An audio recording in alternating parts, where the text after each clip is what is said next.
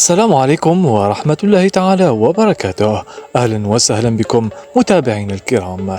أنهى فريق مولودية الجزائر إجراءات تعاقده مع المهاجم الدولي الجزائري أندي ديلور قادما من صفوف صلال القطري في صفقة انتقال حر.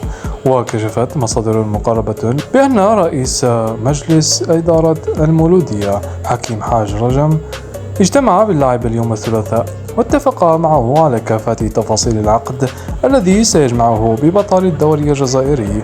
وذكرت المصادر ذاتها بأن ديلور سيوقع على عقد لمدة 3 سنوات مع فريق مولودية الجزائر، أي إلى غاية سنة 2027.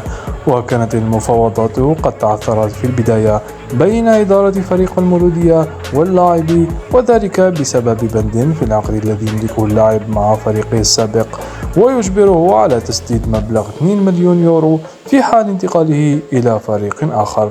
ويذكر أن أندي ديلور سيتقاضى في المولودية مبلغ 1.5 مليار شهريا.